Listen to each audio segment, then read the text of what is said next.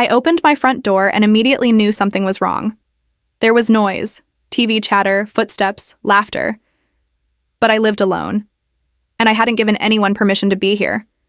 I stepped into my own home and felt like a stranger. On my sofa sat a man I didn't know, wearing socks, sipping iced tea, my iced tea from my fridge. A teenage boy had my laptop on his knees.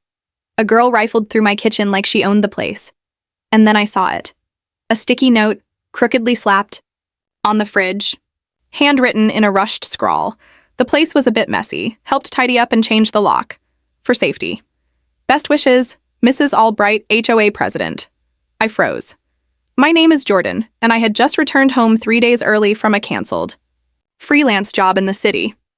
I'd been looking forward to peace, to the quiet comfort of my new cabin tucked beneath the pines. It was supposed to be my sanctuary, my reset button. Instead, I walked into an invasion. I wasn't just shocked. I was hollow, like someone had scooped the inside of me out and filled it with static. And just when I thought it couldn't get worse, her voice cut through the air, sharp, cold, rehearsed. Who do you think you are, just walking into a private residence? I turned. There she was, Mrs. Albright, the HOA president, holding my glass in her hand, looking me dead in the eye like I was the criminal. She didn't yell. That would have been too honest. No, she smirked, dismissive, patronizing. Don't worry, sweetie, she said, her voice dripping with artificial charm. I'll handle this little intruder myself. Then she picked up her phone and called the police, called them on me, and, with the same breath, she accused me of trespassing, in my own home. That's when it hit me. This wasn't a misunderstanding. It was a performance, one she had prepared for, one she had cast herself in, and in her version of the story, I was the villain. I scrambled for my phone, my hands trembling. Yes, I need help, I told the 911 operator. I'm the owner of the property. A neighbor moved her family in and now she's claiming it's hers. She called the police on me. The dispatcher was calm, too calm, but help was on the way. I hung up and stared at the chaos unfolding in my living room. And that's when I realized I was in the middle of a nightmare that I couldn't wake up from. The cops arrived. 2 officers stepped out of the cruiser, Evans and Roberts. I remember their names because I kept repeating them in my head like a prayer. Mrs. Albright ran up to them first, of course. She looked distraught, like an actress playing her greatest role. She spun her story like silk, that I was a drifter, that I'd been snooping around the neighborhood, that she had been asked by the previous owner to watch the place. She even pulled out a document, something that looked official, an email, a fake one, I later learned, sent from an old HOA address. It wasn't just audacity, it was premeditated. Tried to show the officers my deed, my utility bills, anything to prove I owned the cabin. But before I could get through the first page, she snatched the documents from my hand and called them obvious forgeries. Her family stood behind her like props on a set, calm, settled, like they'd lived there for weeks, like they belonged. Officer. Roberts looked at me, something flickering behind his eyes. Doubt, sympathy, I couldn't tell. I'm sorry, sir, he said. This looks like a civil matter. We can't arrest anyone without hard proof. We're going to ask you to leave, for 24 hours, just until we sort this out. Leave. They were asking me to leave my own home. I stood outside, stunned. The front door shut behind me. My keys were still in my hand. My duffel bag lay at my feet. I had never felt so powerless in my life. The drive to the motel was a blur. I remember staring out at the road, my knuckles white on the steering wheel. When I reached the room, I collapsed onto the bed and stared at the ceiling. Everything was gone. My peace, my home, my dignity. And in the cold light of the motel room, with its flickering fluorescent bulbs and thin sheets, I realized something else. I wasn't going to get justice through the system. Not the traditional way. Not when the system was built to protect people like her. So I pulled out my phone. I uploaded a video. Just a short clip of the chaos in my home. Her voice. Her family. My voice. Shaky but clear, calling her out. I didn't post it for sympathy. I posted it because I needed someone to believe me. Anyone. Because the truth was this. If I didn't speak up now, I'd lose everything. I woke to the sound of my phone buzzing, dozens of alerts, hundreds of comments, thousands of views. The video had gone viral overnight. People weren't just watching it, they were furious, outraged, flooding my inbox with messages. Strangers from across the country offering support, advice, and in some cases, their own stories. It turned out I wasn't alone. Not by a long shot, and they all had the same name for her, HOA Karen. That's what they were calling Mrs. Albright. And suddenly, this wasn't just about my cabin anymore. It was about something bigger, something people everywhere had experienced and had stayed silent about. But not anymore. It was the first time in 24 hours I felt something close to hope. Of course, she didn't take it well. Her counterattack came swiftly. She posted on our private HOA message board calling me a liar, a troublemaker, a digital manipulator sewing division. She even claimed the video was doctored. She demanded the community rally behind her to protect our peaceful way of life. It was desperate and theatrical, but terrifying all the same. Then came the email, formal-looking, legal-sounding, threatening to sue me for slander. Her signature at the bottom in that same self-important scrawl. She really believed she could control the narrative, that she could scare me into silence. But something had shifted, because instead of quieting the storm, her lies lit it on fire. People on social media dug deeper. They began to find her posts, comments she'd made over the years on other HOA, forums, threads where she'd bragged about her influence, her methods, her ability to put people in their place. Screenshots started circulating. Stories started surfacing. People had receipts. And then, something I never expected happened. People began sharing their HOA horror stories in my comment section. Story after story about presidents on power trips, rules enforced unevenly, neighbors bullied into compliance. It was like a dam had broken. The truth was this. Mrs. Albright was just one of many, but she had finally messed with the wrong person, because I wasn't going to roll over. I had an army now. I opened a new social channel, just a simple page to post updates, and they followed, in the thousands. And then, one night, something unexpected arrived. A private message. Short, no profile photo. Just a name. Anonymous.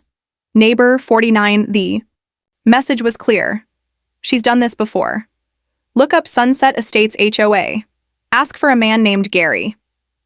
Attached was a blurry scan of an old HOA document, scribbled with notes, her name signed at the bottom. I sat up straight. My heart pounding. This wasn't just about my cabin. This woman had a past, a very messy one. I forwarded the message to Leo, my best friend, my lawyer, and by this point, my only lifeline. He was cautious. Anyone can send a message online, he warned. It could be bait. But I couldn't ignore it. I just knew. So I started digging. Sunset Estates was a small neighborhood about an hour from me. Not much came up, just a few archived pages and community forums. But buried deep, in an old HOA thread was a name. Gary M. He had once been the HOA secretary. A man who, according to one post, had a falling out with the board over corruption issues. And one of the board members listed in an old scanned PDF, Mrs. Linda Albright. That was the moment the knot in my stomach twisted into something sharper. Purpose. This wasn't about an ambitious neighbor who crossed a line. This was a pattern, a method, a strategy she had perfected over years. And maybe, just maybe, I wasn't the first person she'd tried to erase. I told Leo I was going. He protested, said it might be dangerous, that I should let him handle it. But this wasn't a legal thing anymore. This was personal. So I drove out to Sunset Estates, an older neighborhood, cracked sidewalks, faded paint on shutters, the kind of place time had forgotten. I found the house at the end of a cul-de-sac, neat but quiet, a porch light flickering, wind chimes barely moving in the humid breeze.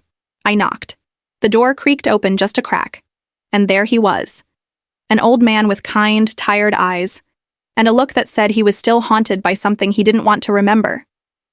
I introduced myself, told him my story, told him her name. His eyes changed instantly. Fear, resentment, recognition. "I don't know who you're talking about," he said almost automatically, but his hand trembled on the doorknob. "I think you do," I said quietly. "She's in my house. She's living in it. And she called the cops on me, just like she twisted things around for you." I held up my phone, played the video. For a moment, he said nothing. Then, he opened the door. Not all the way, just enough. Enough to let me in. Gary's house was quiet, still, like it hadn't been disturbed in years. He led me to a small living room filled with old photographs, dusty furniture, and the weight of a story no one had wanted to hear, until now. He sat across from me, hands folded, eyes low, and then without warning he started to speak. "She ruined everything," he said. "Everything I worked for. My name. My life." His voice was soft but filled with the kind of pain that had been buried too long. "Back then," he said, "I was the HOA secretary. Sunset Estates wasn't perfect, but it was home. And she, Linda, she had a vision. That's what she told us. A vision for order, she called it." He shook his head, but what she really wanted was control. He described how she rose through the HOA ranks with charm and authority, how she made friends quickly, too quickly, and how she had turned that little neighborhood into her personal kingdom. She manipulated people, he said. Convinced them that everything she did was for the good of the community, but it wasn't. He leaned forward. She stole money, faked bids, made deals with contractors that gave her kickbacks. I found out. And when I tried to stop her, she destroyed me. His voice broke. She spread rumors that I was stealing funds, that I was sick in the head, that I had dementia. People I'd known for years started crossing the street to avoid me. He looked up, his eyes glassy. She made me disappear. I didn't know what to say. I just sat there, letting the silence breathe between us. Then, after a long pause, he stood and walked to a narrow hallway. A few minutes later, he returned holding something small, wrapped in cloth. He unwrapped it carefully and laid it on the table between us. It was a red notebook, worn, creased, held together with an old rubber band. "This," he said, "is everything." Inside were pages and pages of handwritten notes, dates, names, HOA project codes, side deals, falsified forms, receipts for supplies that were never delivered, and her name, again and again. At the top of every page, L.A. Linda Albright. She had kept her hands clean, but Gary had kept everything else. "I held on to this," he said, "because I couldn't let her win. But I didn't have the strength to fight her. Not alone." I flipped through the pages with trembling hands. There it was. Years of corruption, buried beneath HOA letters and fake landscaping projects. But one detail stood out. A name, or maybe just a code. Dr. It appeared in multiple entries. Always near the biggest jobs. Always connected to the highest sums. Gary had circled it once, years ago, like he knew it mattered. "She always talked to someone," he said. "Someone who wasn't on the board. I never knew who it was. But I think he was the one feeding her the big plays." We sat there in the silence. That red notebook between us. Not just a ledger of crimes, but a record of resistance, of quiet courage. And suddenly, I realized she hadn't just tried to take my cabin. She had tried to erase me, just like she'd erased him. But this time, she'd failed. Because this time, the truth had teeth. I took the notebook home that night. Leo and I stayed up until dawn going through every page, every note, every code. We scanned it, copied it, backed it up 6 ways to Sunday. And when the sun came up, I knew what we had to do. We weren't taking this to the HOA board. We were taking it to the people. Because if she wanted a public spectacle, then that's exactly what she was going to get. There was no turning back now. The truth was in our hands, and the entire community needed to see it. We planned every move like it was a mission. Leo reached out to a local reporter named Jane Smith. Smart, seasoned, known for exposing corruption, even in sleepy towns like ours. She was intrigued, especially when she saw the video and the first few pages of Gary's notebook. "This isn't just a rogue HOA president," she said. "This is someone who's been doing this for years." Her voice sharpened.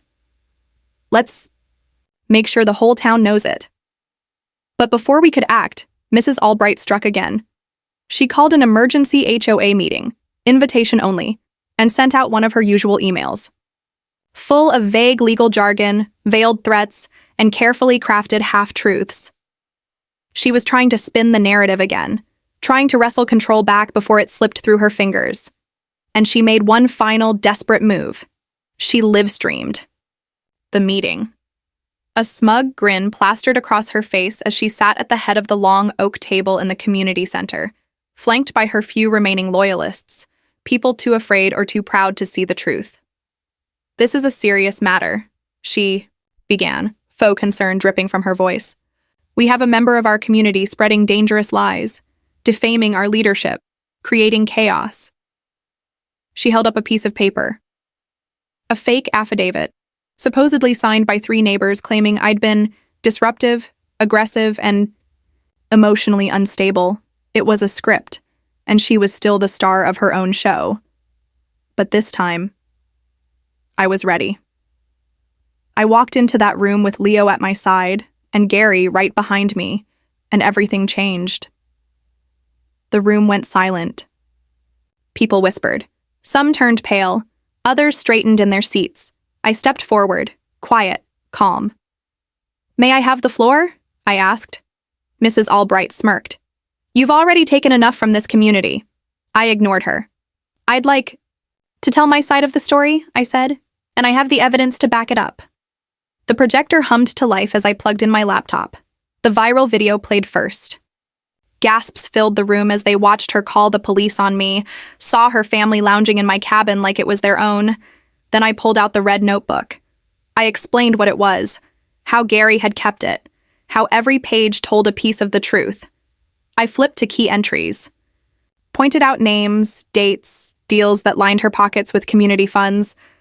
Her smug smile faltered. And then came the final blow. A recovered video, an old cloud recording, scraped together by one of my online followers. A tech whiz who had somehow unearthed a file she thought was long deleted. On screen, Mrs. Albright's voice rang out, clear and horrifying. She was speaking to her husband. "And once we have the place locked down, we'll stage a break-in. Say he's unstable. The board will side with me. They always do." Mr. Fletcher's voice was faint, uneasy.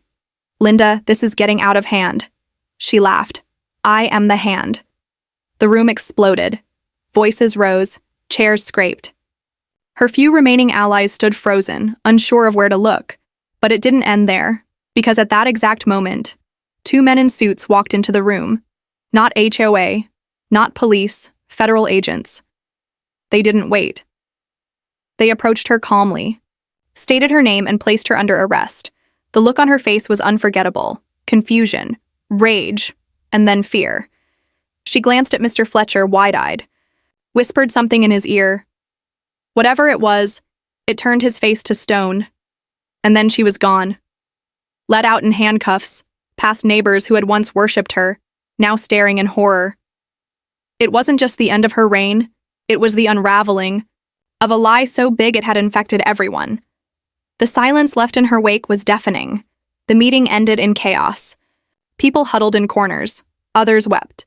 Some simply stared, unsure of what to believe anymore. Leo and I stayed behind to speak with the agents. They asked questions, took the notebook, scanned Gary's notes, and then one of them, Agent Talbot, closed the file slowly and said something that chilled me to my core. "She's not just an HOA tyrant. We've been tracking a fraud case tied to her name for nearly a decade. Millions in insurance scams, false identities. Your cabin? That was just the tip of the iceberg." And suddenly, everything made sense. The arrogance, the paranoia, the desperate need to control. She wasn't trying to expand her HOA power. She was trying to disappear. My cabin wasn't the goal. It was a hiding place. And her final mistake was picking a target who wasn't afraid to fight back. The air in that meeting hall had changed. No more fake smiles, no more whispered alliances, just raw, stunned silence. Mrs. Albright, the woman who once ruled with clipped emails and veiled threats, was gone, taken by federal agents. And for the first time in years, the community was seeing her for what she truly was, a liar, a thief, a master manipulator. But as the room emptied and neighbors staggered out into the night, one man remained behind. Mr. Fletcher. Still, pale, broken. He stood there like a man who had aged 10 years in 10 minutes. "She whispered something to you," I said gently. He nodded, but didn't speak. His eyes were glassy, his mouth trembling. And for a moment, I felt something unexpected. Pity. Not for what he'd been a part of, but for the man he had allowed himself to become. "I didn't know," he finally whispered. "Not all of it. Not the federal stuff. I thought she was just trying to keep things organized." He sat down hard on one of the plastic chairs, like his legs had finally given up. "She had this way of talking. You'd believe anything she said, even when you didn't." That night, as Leo and I drove home, the victory felt strange. I'd won. But what was left in the rubble? My cabin was still trashed, my peace shattered. And the community? They were lost in the shockwave of a leader they had blindly followed. And yet, something had shifted. People were talking, asking questions, apologizing, not just to me, but to each other. Jane Smith's article dropped the next morning. The Queen of HOA, Fraud, Lies, and the Cabin That Broke It All. It went national in less than a day. The headline photo? My cabin. With the word justice scrawled in chalk on the driveway by an anonymous neighbor, and the notebook, that little red relic of pain and truth.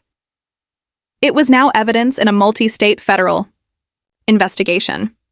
But the damage she had done wasn't just financial or legal, it was personal. My cabin still smelled like stale air and cheap air freshener. There were scuff marks on the hardwood. My favorite painting was missing. A single dirty sock sat in the dishwasher like a mocking trophy. Every corner of that place whispered, she was here, and yet I refused to let her be the final word. I cleaned. Scrubbed, repaired. Neighbors started to stop by. One brought muffins.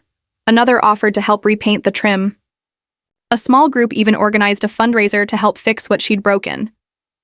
For the first time since moving in, I felt something new, belonging. And then, something I never saw coming happened. Gary, quiet, humble Gary, was nominated to the new HOA board. He resisted at first, said he was too old, too tired, but the community insisted. "We need someone we can trust," one neighbor said, "and you've already proven you're willing to fight for what's right." Gary was elected unanimously, and when he stood to accept, his hands trembling, slightly, he looked over at me. His voice was quiet but steady. "Let this be the beginning of something better." I clapped the hardest. The days that followed were a blur of healing, paintbrushes, coffee chats, even laughter. The cabin transformed slowly, scar by scar. The smell of fresh paint replaced the ghost of stale lies. The broken drawer was fixed. The doormat was replaced.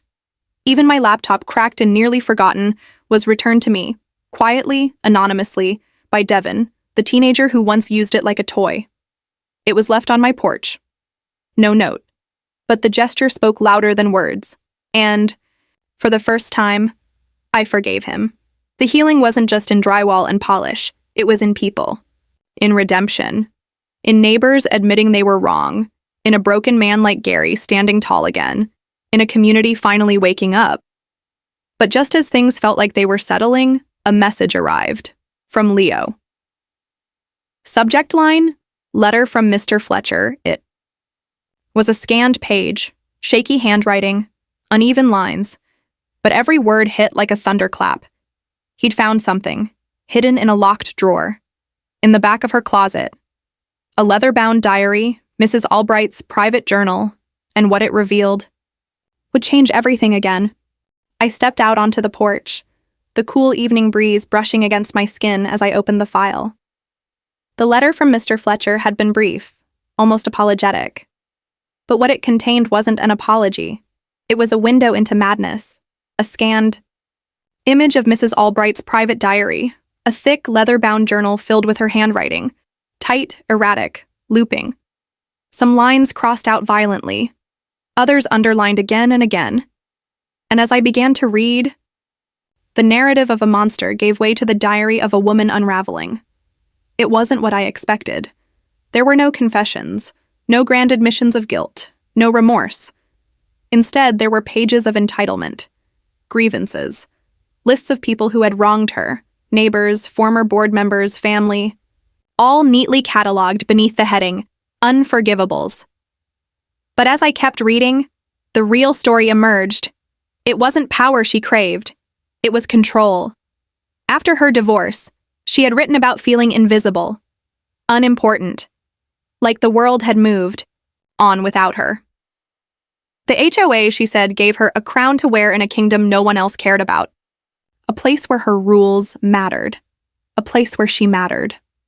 I kept reading. She wrote about the fake construction bids, the kickbacks, the soft power she used to silence dissent.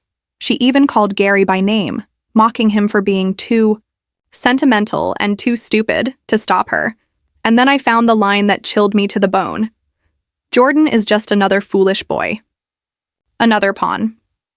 He thinks owning a cabin makes him a man. He won't see it coming. They never do. My name. In her handwriting. Written weeks before she ever stepped foot in my home. She had planned everything. The break-in. The lies. The performance for the police. Every move was scripted like a stage play. But the final pages were different. Dark, terrified. She had written about debt, about a failing investment scheme, something involving fake insurance claims from years ago that had resurfaced. She had taken money, disappeared, reinvented herself, and now it was all catching up. She mentioned a name, just initials again. DR, same as in Gary's notebook. Whoever that was, she feared them more than the law, more than public humiliation. She referred to them as the real wolf. That's when I realized she hadn't just been hiding in my cabin. She had been running, and I had become collateral damage. As I closed the file, my hands trembled. This was no longer about HOA fraud. This was a woman tangled in something deeper, bigger, more dangerous than anyone realized. But what stunned me most wasn't the crime. It was the self-delusion. Page after page painted her not as a villain, but as a victim. She believed she was taking back what the world had stolen, that she was owed something. She didn't think she had done anything wrong. And suddenly I felt something I never expected to feel.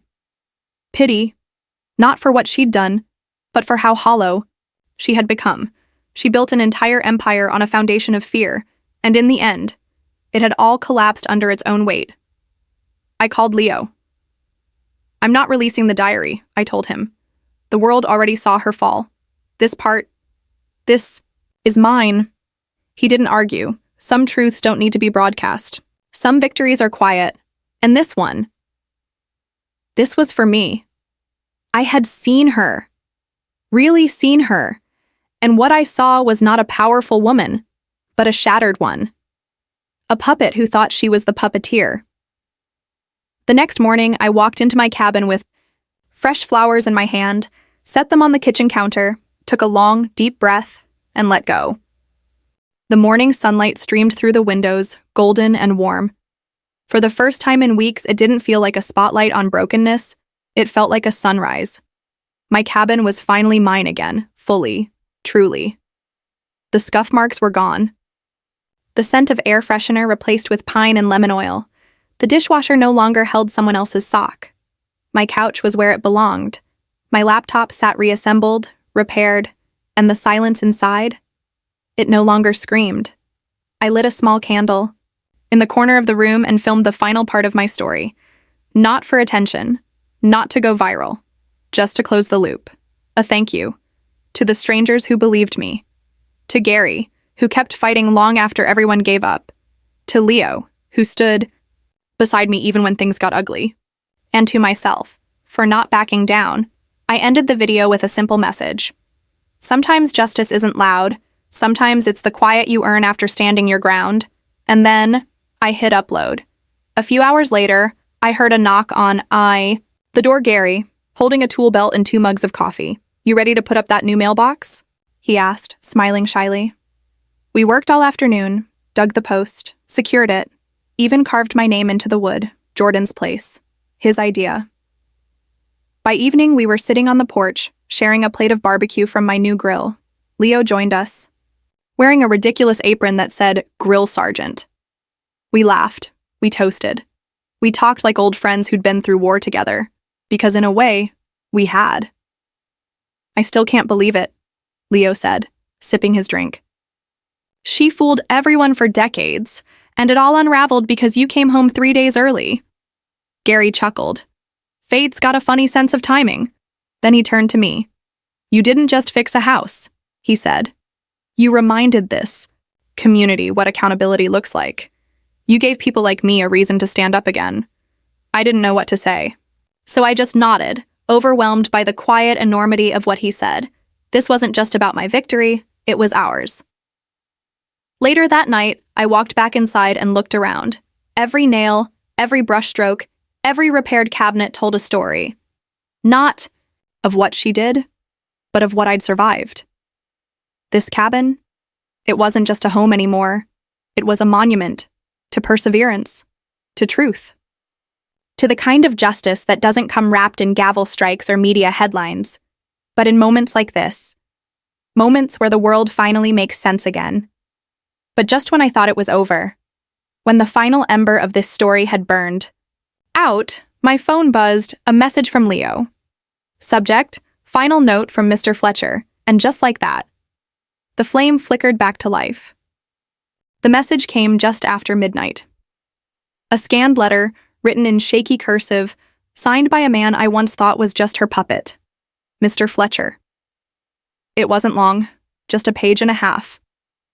But the weight behind each word felt like iron. He began by thanking me, not for my fight, but for breaking the spell. His words, not mine. He confessed to enabling her, to standing by too long, too often, convincing himself that silence was safer than truth. That complicity was easier than confrontation. But what came next was the final puzzle piece I never expected. After the arrest, I went back into the house to collect a few things. I found something she'd hidden in the attic, a locked box. Inside was an old phone wrapped in fabric, a burner, on it, dozens of messages between her, and someone identified only by initials DR, the same DR mentioned in Gary's notebook. The same DR she wrote about in her private journal, the one she feared. The messages were encrypted, paranoid. Code words, bank account references, mentions of overseas wires and offshore names, and one final unsent draft. "If things go wrong, don't contact me again. I'll take the fall. But if he ever comes looking, remember what we agreed." He never said who he was. Mr. Fletcher ended the letter with a single haunting sentence.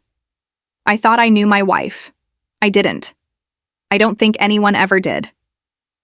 And just like that, the entire saga shifted again. Because for all the lies and deception that had been uncovered, one truth now stood taller than the rest. She hadn't acted alone. There were others. At least one. Someone still out there. Watching. Waiting. Maybe running too. But here's what I know. That's no longer my story to chase. I've already lived through my storm. Unraveled the lies. Reclaimed my home. Rebuilt what she tried to steal. Not just in brick and wood, but in belief. In trust. I don't need to chase ghosts anymore. Because I already caught the one that mattered. The next morning, I stood on the porch with a cup of coffee and watched the sunrise over the trees. The same trees that had once greeted me with silence and dread, now whispered peace again.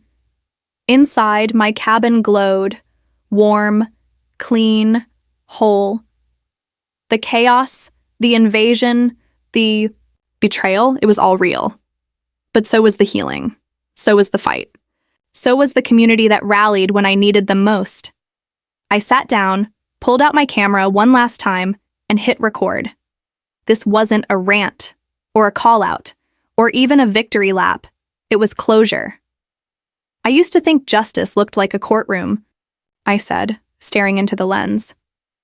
Now I know it looks like this. Like a sunrise over your own front yard after the storm has passed. Like a neighbor dropping off coffee without saying a word. Like the silence inside a house that finally feels like home. I paused, smiled, and sometimes it looks like a dirty sock in the dishwasher. Just to remind you how far you've come. I ended the video with one final line. Never underestimate the power of truth, or a good lawyer named Leo. And, with that, the story was over. Not because everything was perfect, but because I chose to close the book. Because sometimes the most powerful revenge is peace.